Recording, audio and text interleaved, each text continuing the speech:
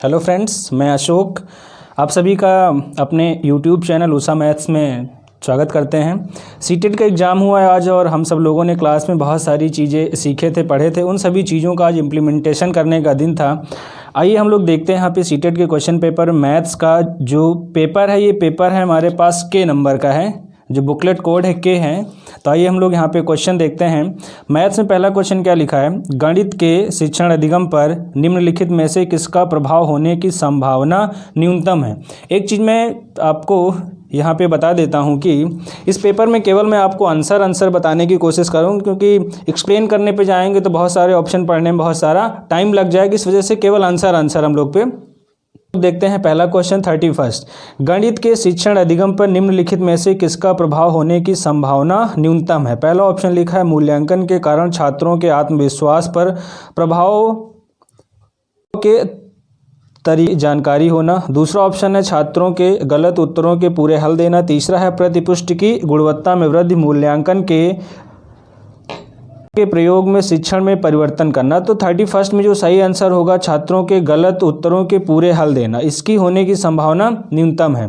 अगले सवाल में अगर हम लोग देखें, रोहित ने अनुभव किया कि वर्ग एक समचतुर्भुज और एक आयत है, दोनों ही है। वैन हिले के मानसिक चिंतन के चरण है। हम लोगों ने क्लास में सीखा था वैन हिले की अगर बात की जाए तो उन्होंने 5 चरण बताए थे, 0 और 1 2 3 4। अगर प्राथमिक स्तर की बात की जाए तो प्राथमिक स्तर पे सिर्फ 2 आते हैं। प्राथमिक स्तर पे अगर हम लोग बात करेंगे तो स्तर 0 और स्तर 1 आएगा। स्तर 1 में क्या होता है कि हम उसको चित्र दिखाते हैं।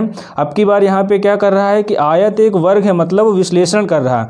ये क्वेश्चन पेपर किसी एक बच्चे का हमने लिया तो उन्होंने आंसर गलत लगाया, तो 32 में क्या होगा, स्तर 1 विश्लेषण। आइए अब अगले क्वेश्चन पे देखते हैं। क्वेश्चन नंबर 33, किन्हीं दो पूर्ण संख्याओं का योग एक पूर्ण संख्या होती है। पूर्ण संख्याओं के इस गुण को किस प्रकार से उल्लेखित किया जा सकता है। जब भी आपका पूर्ण संख्याओं की बात होगी तो हमेशा आपका आंसर क्या होगा, सहचर्य नियम होगा। आइए हम लोग अगले क्वेश्चन में देखते हैं। 34 में क्या कह रहे हैं कि गणित के शिक्षण अधिगम के विषय में निम्नलिखित में कौन सा कथन सत्य नहीं है। तो आप लोग ऑप्शन देखेंगे कौन सा कथन सत्य नहीं, मैं सीधा आपको आंसर बता देता हूं। इसमें गणितीय ज्ञान की संरचना में संस्कृत और संदर्भों की कोई भूमिका नहीं है, तो यही कथन आपका सत्य नहीं है। तो 34 में 4 सही होगा। प्राथमिक स्तर पर संख्याओं को पढ़ाने के लिए निम्नलिखित में कौन सा कथन सत्य है। अगर हम लोग कौन सा कथन सत्य है, पहला लिखा संख्याओं की अंतदर्शी समझ को प्रोत्साहित किया जाना चाहिए। ये कथन तो कम सही लग रहा। संख्याओं को लिखना अनुक्रम में पढ़ाना चाहिए, ये एकदम सही है। तो इसमें से हमारा कौन सा, बी तो पहला सही है। गणना से पहले संख्याओं को संख्यांक रूप में लिखना चाहिए। गणना से पहले संख्याओं को संख्यांक का मतलब वे अंक जो किसी संख्या के बनने में सहायता करते हैं, तो सी भी सही है। संख्याओं में अनुक्रम असंगति को प्रोत्साहित करना चाहिए। असंगति को हम किसी भी चीज़ को प्रोत्साहित नहीं करेंगे, तो कौन सा ऑप्शन सही होगा जिसमें बी और सी हो, मतलब 35 का 4th ऑप्शन सही होगा, बी और सी। 36 में आते हैं, प्राथमिक स्तर पर गणित पढ़ाने के लिए निम्नलिखित में कौन सा पहलू अत्यंत महत्वपूर्ण है। देखिए ये आपका अत्यंत महत्वपूर्ण, ये हम लोग पढ़े थे एनसीएफ में, राष्ट्रीय पाठ्यचर्या की रूपरेखा 2005 में पढ़े थे। बच्चों को जो कुछ भी पढ़ाया जाना चाहिए उनके दैनिक जीवन के अनुभवों से जोड़ के पढ़ाना चाहिए। तो 36 नंबर में कौन सा होगा, गणित को बच्चों के जीवन के अनुभवों का भाग बनाना। आइए हम लोग क्वेश्चन चलते हैं। गणित की प्रकृति के विषय में निम्नलिखित में कौन सा कथन सत्य नहीं है। कौन सा कथन सत्य नहीं है, तो पहला लिखा प्राथमिक स्तर पर गणित प्रत्यक्ष है और कल्पना की आवश्यकता नहीं होती है। यहाँ पे लिखा और कल्पना की आवश्यकता नहीं होती, लेकिन अगर हम प्राथमिक स्तर की बात करेंगे तो कल्पना का मतलब इमेजिनेशन की वजह से, मान लीजिए कुछ भी समझाना तो पूर्व ज्ञान से जोड़ेंगे। बच्चों कहेंगे सोचिए आपको ऐसा होता, इसका मतलब कौन सा कथन सत्य नहीं, कल्पना की आवश्यकता होती है। तो पहला ही इसमें क्या होगा, यही कथन सही नहीं है। क्वेश्चन नंबर 38 की बात करेंगे तो निम्नलिखित क्रियाकलापों में से किससे विद्यार्थियों में त्रिविम विवेचन हम भी आएगा, तो आंकड़ों को निरूपित करने के लिए, तो 38 का दूसरा सही है।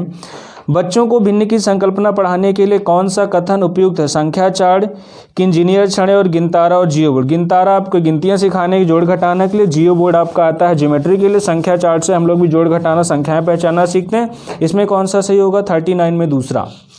क्वेश्चन नंबर 40 में देखें तो निम्नलिखित कथनों में से किसमें संख्या 3 का प्रयोग क्रम सूचक भाव में हुआ। क्रम सूचक भाव मतलब प्रत्येक समूह में 3 सदस्य हैं, इसमें किसी भी क्रम की चर्चा नहीं की गई है।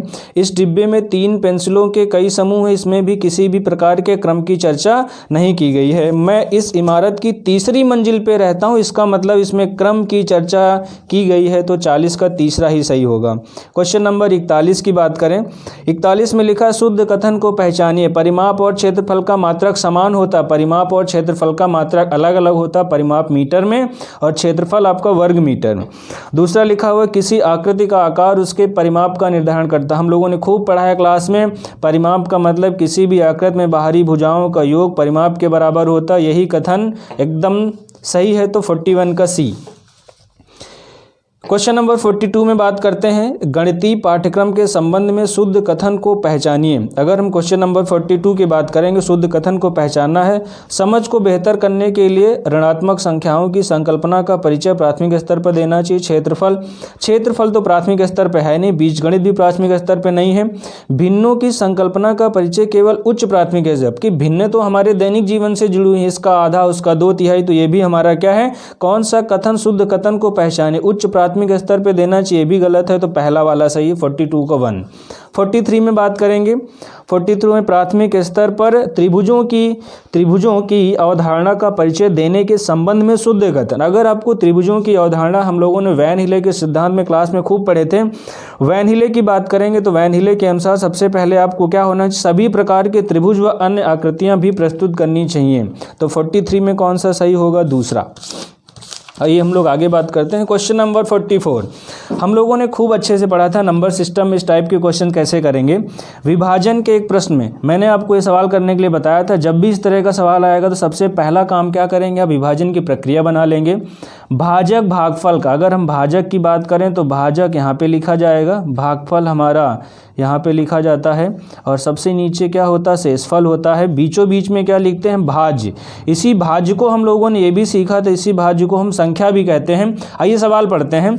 विभाजन के एक प्रश्न में भाजक भागफल का 5 गुना, भाजक भागफल का 5 गुना मतलब इधर से इधर आएंगे तो 5 से गुणा करेंगे, और शेषफल का दुगुना है। शेषफल का दुगुना कौन है, भाजक। शेषफल अगर 5 है, अगर ये 5 है तो भाजक कितना होगा, 10। लेकिन ये भागफल का 5 गुना, इसका मतलब भागफल कितना होना चाहिए, 2। तो आपको भाज्य निकालना है, भाजक गुणे भागफल 10 गुणे 2 प्लस शेषफल, तो आपका सही आंसर क्या होगा, 25। ये किसी बच्चे का पेपर उसने 48 लगाया हुआ है, तो गलत है, ये 25 आएगा। आइए हम लोग आगे बात करते हैं। क्वेश्चन नंबर 45 में 5 क्रमागत संख्याओं का योग 20 है। बहुत ही आसान तरीका, अगर ये 5 हैं, अगर संख्याएं विषम है तो सीधा 20/5 करिए आप, तो आपको 20/5 करेंगे तो मध्य की संख्या पता चल गई 4। 5 क्रमागत संख्याएं हैं, मध्य की पता चल गई, तो बीच की संख्या 4 है, तो इसके पहले 3 होगा, इसके पहले 2, यहाँ पे क्या आ जाएगा 5 और 6। इन्हीं संख्याओं का योग क्या है, 20 है। 3 क्रमागत संख्याओं का योग 2 3 4, 2 3 4 का योग 4 3 7 2 9, तो सही ऑप्शन कौन सा होगा, 45 का चौथा 9। आइए हम लोग आगे बात करते हैं। एक वर्ग के रूप में तार 144 सेंटीमीटर का क्षेत्रफल घेरता। वर्ग है तो वर्ग का क्षेत्रफल भुजा स्क्वायर, मतलब ए स्क्वायर बराबर 144 हो जाएगा। तो ए मतलब वर्ग की भुजा कितनी आ गई, 12 सेंटीमीटर। यदि इस तार को एक आयत के रूप में मोड़ा जाए, भाई अगर आप ध्यान देंगे, एक वर्ग है एक तार है, अगर इसको हम आयत के रूप में मोड़ेंगे तो दोनों का परिमाप बराबर होगा। परिमाप की बात करेंगे तो वही तार मोड़ के क्या बनाया जा रहा, आयत, मतलब बाहरी भुजाओं को जोड़ के बनाया जा रहा। तो वर्ग का परिमाप क्या हो जाएगा, वर्ग का परिमाप 4 गुणे भुजा होता है, तो आयत का परिमाप 2 इंटू लंबाई प्लस चौड़ाई, तो 2 से कट जाएगा, तो कितना हो गया 24। लंबाई दी गई है 16 सेंटीमीटर, 16 प्लस b, तो यहाँ से चौड़ाई कितनी आ जाएगी, यहाँ से चौड़ाई आ गई आप। तो क्षेत्रफल कितना घेरता है, मतलब आयत के रूप में क्षेत्रफल बताना है, तो लंबाई 16 दी गई है और चौड़ाई 8 आ गई, तो आपका सही आंसर कौन सा होगा, 128 सेंटीमीटर स्क्वायर। आइए हम लोग अगले क्वेश्चन में बात करते हैं। Question number 47। अगर 47 लिखा सबसे बड़ी और सबसे दूसरी भिन्न, तो ये क्वेश्चन भी हम लोगों ने खूब अच्छे से सीखा हुआ है। सब जगह 5 और 6 में 1 का अंतर, 3 और 4 में 1 का अंतर, 1 और 2 में 1 का अंतर, 2 और 3 में 1 का अंतर, और 3 और 5 में 2 का अंतर है। अगर हम 1 से 5 में भाग करेंगे, यहाँ 5 आ गया, यहाँ पे 3 आ जाएगा, और यहाँ पे 1 आ जाएगा, यहाँ पे 2 आ गया। अगर हम 2 को 3 में भाग करेंगे तो 1.5 आएगा। तो सबसे बड़ी 5 है, तो 5/6 सबसे बड़ा हो जाएगा। और दूसरा क्या सबसे बड़ा 1.5 है, तो 3/5, 3/4। दूसरा सबसे बड़ा अंश कौन सा है? 3 है। तो इसमें हमारे लगातार पहली बड़ी और दूसरी बड़ी संख्या कौन सा ऑप्शन? 47 का तीसरा, 5/6 और 3/4। आइए हम लोग अगले सवाल में देखते हैं। क्वेश्चन नंबर 48 में क्या करें, ऐसे बहुत सारे जनरल क्वेश्चन हम लोगों ने क्लास में सीखे थे, वही क्वेश्चन है। अस्मिता विद्यालय की गोष्ठी 8:30 AM से 15 मिनट पहले पहुंचती है। पहुंचना कब था? 8:30 पे, लेकिन 15 मिनट पहले पहुंचती है तो 8:15 पे पहुंच जाती है। वह अपने सहकर्मी से आधा घंटा पहले पहुंची है। अगर वो 8:15 पे पहुंची है, सहकर्मी से आधा घंटा पहले पहुंची है, इसका मतलब सहकर्मी आधा घंटा लेट आया है। तो सहकर्मी कब आया? 8:45 पे। जो कि गोष्ठी के लिए 40 मिनट की देरी से पहुंचा, मतलब 8:45 पे इनका दोस्त आया है, लेकिन वो 40 मिनट देरी से आया है। इसका मतलब संगोष्ठी का सही समय क्या रहा होगा? 8:05। आइए हम लोग अगले क्वेश्चन की बात करते हैं। 1 सेंटीमीटर गुणे 1 सेंटीमीटर वाले 48 छोटे वर्गों का कुल कितने प्रकार से व्यवस्थित किया जा सकता है, जिसका परिणामिक क्षेत्रफल 48 सेंटीमीटर? वर्ग का मतलब उसकी भुजाओं की बात कर रहे हैं, उसमें ऐसी कितनी भुजाएं हो सकती हैं कि जिनका क्षेत्रफल क्या हो? 48 सेंटीमीटर स्क्वायर। तो अगर हम वर्ग की बात करेंगे तो छोटे वर्गों को कितने प्रकार से व्यवस्थित किया जा सकता, तो आप 48 के गुणनखंड कर लो। पहला क्या होगा? 1 गुणे 48 करेंगे तब भी 48 आएगा, ठीक है। अगर हम दूसरे की बात करेंगे तो 2 गुणे 24 हो जाएगा। तीसरे की बात करेंगे तो 3 गुणे 16 हो जाएगा। अगला हम बात करेंगे तो 4 गुणे 12 हो जाएगा, और एक और बात करेंगे तो 6 गुणे 8। मतलब इतने प्रकार से हम व्यवस्थित कर सकते हैं। तो यहाँ पे अगर संख्या की बात करेंगे तो परिणामिक क्षेत्रफल कितने प्रकार से व्यवस्थित किया जा सकता? 5 प्रकार से। पंक्ति की एक सभा में एक कक्षा के विद्यार्थियों में एक विद्यार्थी पंक्ति में दोनों सिरों से रूही का 19वां स्थान। अगर हम लोग यहाँ पे बात करें, से मान लीजिए एक पंक्ति है 19वां, मतलब इधर से भी 19वां नंबर आ रहा और इधर से भी काउंट कर रहे हैं तो 19वां नंबर आ रहा। तो यहाँ पे टोटल का एक फार्मूला होता है, दाएं सिरे से स्थान प्लस बाएं सिरे से स्थान -1। तो दाएं सिरे से 19वां, बाएं सिरे से 19वां, -1 घटा लेंगे, 19 19 38, एक घटा लेंगे 37। तो 50 में कौन सा सही है? 4th। 51 की बात करेंगे। एक संख्या 100 के आधे से अधिक है। 100 के आधे से अधिक है मतलब 50 से ज़्यादा है। यह 6 दहाई का मतलब 60, 8 दहाई से कम है। 6 दहाई और 8 दहाई मतलब 60 और 80 से कम है। तो 60 और 80 से कम है तो हमारे पास 2 ऑप्शन तो पहले ही गलत हो जाएंगे, 54 और 81। इसके अंकों का योग, बाकी 2 ऑप्शन 7 2 9 6 3 9 ठीक है। इसका दहाई का अंक इकाई के अंक का दुगना है। तो इसमें भैया दहाई का अंक इकाई के अंक का दुगना नहीं है, तो सही ऑप्शन कौन सा होगा? 51 का 4। सबसे आसान क्वेश्चन, जोड़ घटाना है। एक यहाँ पे रेट दिया गया, यहाँ पे रेट क्रेयन का दिया गया, पेंसिल का दिया गया, स्केच पेन का दिया गया। सब में क्या करना है? सोहेल के 1 पैकेट क्रेयन, 1 पैकेट का 15 है, 2 पैकेट पेंसिल, 1 पैकेट का 14 है, 2 पेंसिल कट्टे, सबको जोड़ेंगे तो सही आंसर कौन सा आता है? 52 का A, 100 रुपये, 100 रुपये 50 पैसे। आइए हम लोग अगले क्वेश्चन की बात करते हैं। बहुत ही आसान क्वेश्चन थे। अब इस क्वेश्चन में क्या करना है? एक रेलगाड़ी पटना से 30 मई 2020 को 30-40 घंटे पे चलती है, 23-40 घंटे पे चलती है, और मुंबई को 1 जून 2020 को 5:15 को पहुंचती है रेलगाड़ी की यात्रा का समय। तो यहाँ पे ध्यान दीजिए कि 23-40 लिखा, मतलब रात में चलती है 30 तारीख को। और मई कितने दिन की होती है? मई हमारा 31 की मई होती है, और सुबह 1 जून को पहुँच जाती है। सबसे पहले तो 24 घंटे तो वही हो गए, और 24 घंटे रात के 24 घंटे, सुबह 5:15 पे पहुँचती है। तो यहाँ पे टोटल समय क्या हो जाएगा? 29 घंटे। तो 53 में हमारा कौन सा सही हो जाएगा? चौथा। आइए हम लोग 54 नंबर की बात करते हैं। एक 5 अंकों वाली संख्या में 100वें स्थान का अंक 10,000वें स्थान के अंक का 3/4 है। 100वें स्थान का मतलब इकाई, दहाई, सैकड़ा, हजार, 10,000। क्या लिखा? 100वें स्थान का अंक 10,000वें स्थान के अंक का 3/4। तो 100वें स्थान पे 4 है, 4 का 3/4 निकालेंगे तो ये पहला ऑप्शन तो गलत हो गया। अगर हम दूसरे में बात करेंगे तो आइए हम लोग सवाल में और पढ़ते हैं आगे। और 10वें स्थान का अंक 100वें स्थान का 2/3, ठीक। और आगे बात करते हैं 10वें स्थान का अंक सबसे छोटी अभाज्य संख्या का वर्ग है और 1000वें स्थान का अंक एक अंक वाली सबसे बड़ी अभाज्य संख्या इकाई का अंक, यदि इकाई स्थान का अंक सबसे बड़ी एक अंक वाली विषम संख्या है तो। अगर हम लोग यहाँ पे तीसरे ऑप्शन पे ध्यान से देखें तो तीसरे ऑप्शन में कंडीशन सही लिख रही, क्योंकि यहाँ पे लिखा 10वें स्थान का अंक सबसे छोटी अभाज्य संख्या का वर्ग और 1000वें स्थान का एक अंक वाली सबसे बड़ी अभाज्य संख्या, तो 1000वें इकाई दहाई सैकड़ा हजार, तो इसमें कौन सा सही होगा? 54 का तीसरा। आइए हम लोग आगे बात करते हैं। 17,863 पाने के लिए कितना में योग में क्या घटाना चाहिए? इन सबको जोड़ेंगे और 17,863 में घटा देंगे तो पहला ऑप्शन सही हो जाएगा 7,041। ये सबसे आसान क्वेश्चन। क्या कह रहे हैं? 16 लीटर धारिता वाली एक बाल्टी पूर्ण रूप से पानी से भरी है।